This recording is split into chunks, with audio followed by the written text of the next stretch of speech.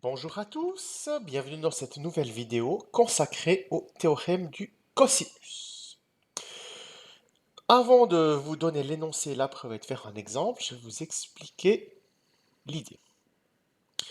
Dans la précédente vidéo, on avait vu comment résoudre des triangles rectangles.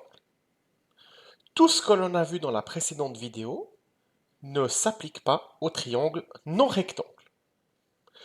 Donc, voici un des deux résultats qui nous permettront de résoudre n'importe quel triangle quelconque. Le théorème s'énonce comme suit.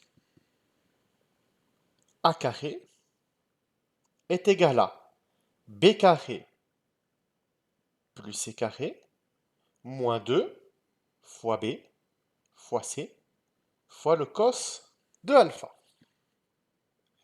Autrement dit, un côté au carré est égal à la somme des deux autres au carré moins 2 fois les deux autres côtés fois le cosinus de l'angle en face.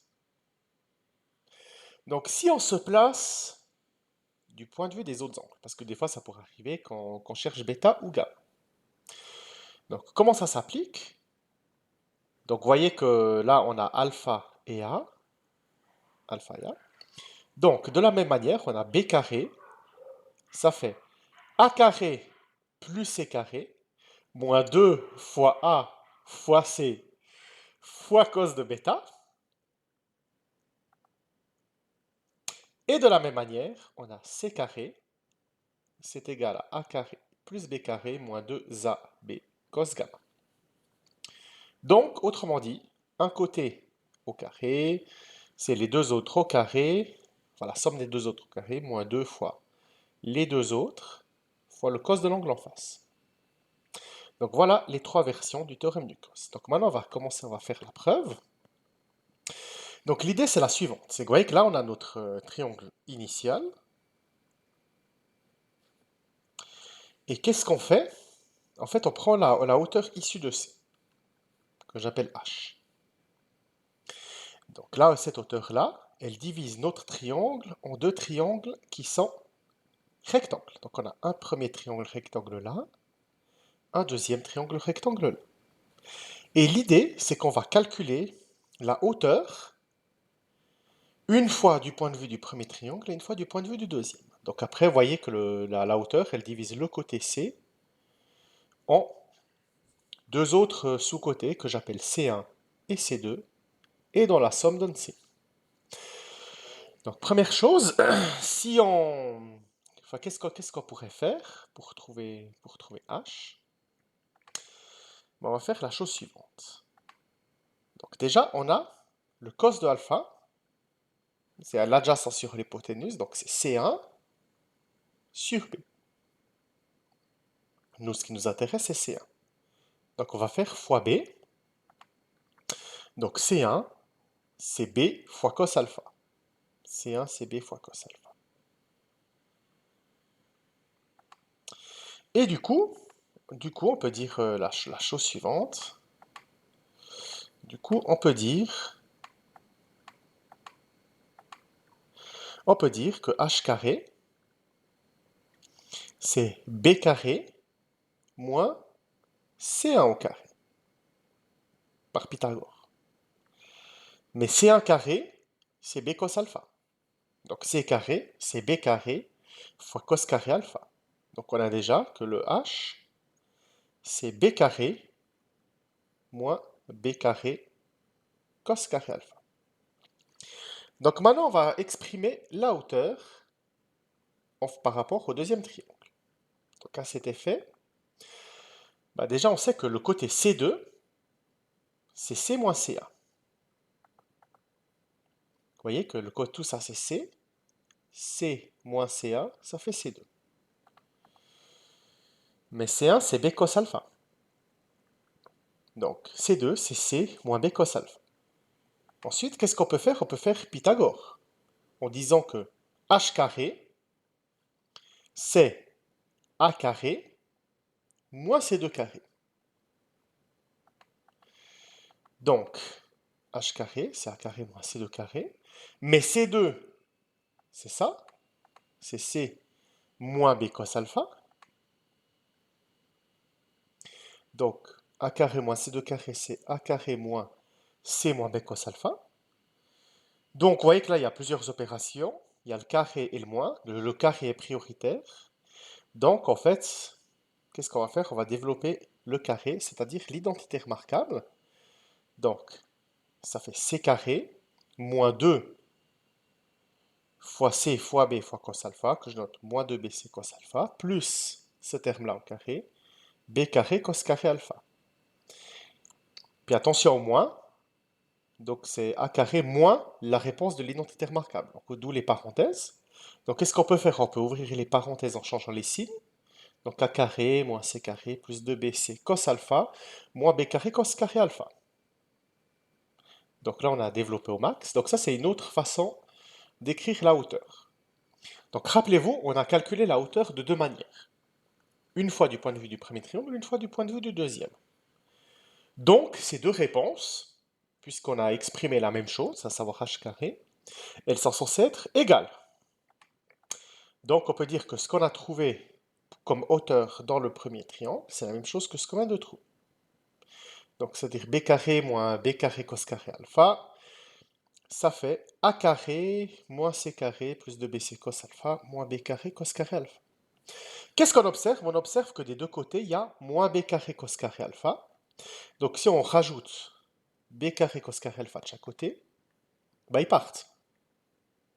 Il reste b carré à gauche, puis a carré moins c carré plus 2bc cos alpha. Qu'est-ce qu'on va faire? Maintenant, on va isoler a carré. Donc on va faire plus c carré et moins 2bc cos alpha. Et on trouve bien ce qu'on voulait. A carré, c'est b carré plus c carré moins 2bc cos alpha. Après, vous voyez que si on fait la même chose en échangeant les rôles de A, B, C, alpha, bêta, gamma, on trouve les autres versions. Donc là, fin de la preuve. Voyons un exemple. Enfin, tout d'abord, une petite remarque. C'est une conséquence de ça, c'est le théorème de Pythagore. Donc, si A et B sont les cathètes d'un triangle rectangle d'hypoténuse C, alors A carré plus B carré égale C carré. Maintenant, en fait, je vais vous prouver ce résultat du point de vue du théorème du cos. Regardez, le théorème du cos, il dit que C carré, dans ce cas-là, ça fait quoi?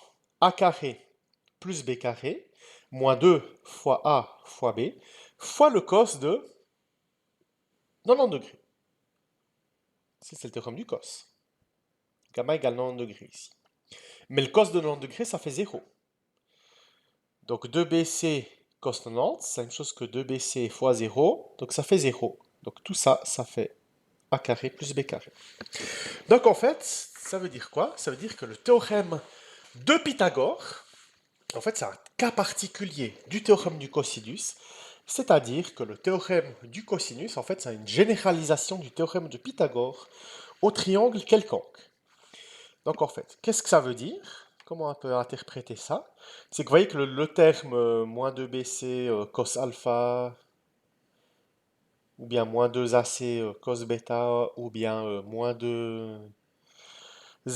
cos gamma, en fait, si vous voulez, c'est le terme qui correctif pour que Pythagore y joue dans ce triangle.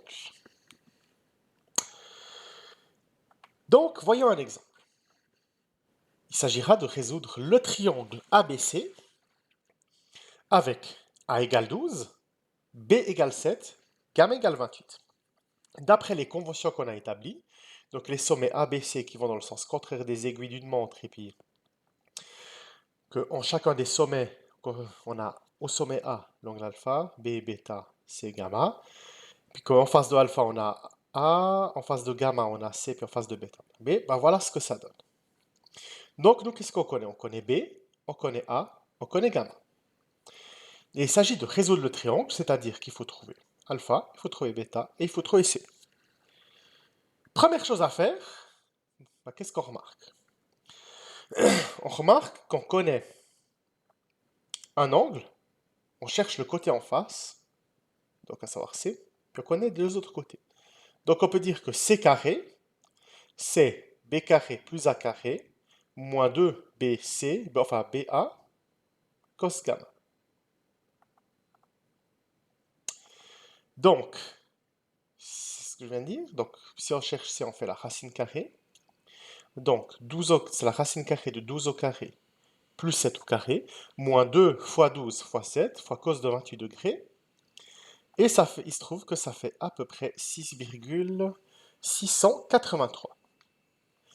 Maintenant, on connaît les trois côtés et on cherche les deux angles. Commençons disons par alpha. Donc, qu'est-ce qu'on peut dire? On peut dire que a carré, ça fait b carré plus c carré, moins 2bc cos alpha.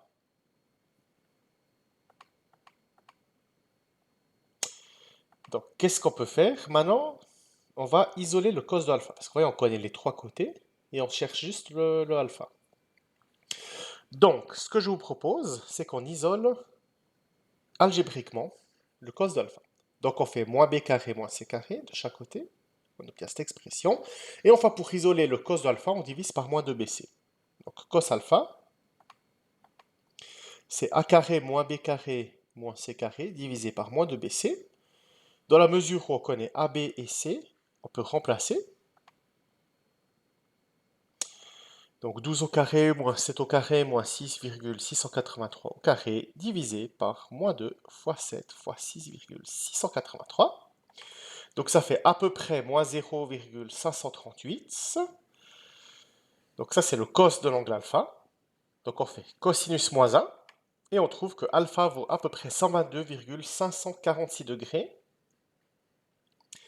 Donc maintenant on connaît alpha, on connaît gamma. Pour trouver bêta, le plus simple, c'est d'observer que la somme des trois angles d'un triangle, ça fait 180. Donc alpha plus bêta plus gamma, ça fait 180. Donc bêta, c'est 180 moins alpha moins gamma, ce qui fait à peu près 29,454. Voilà, je vous remercie pour votre attention et à bientôt pour une prochaine vidéo.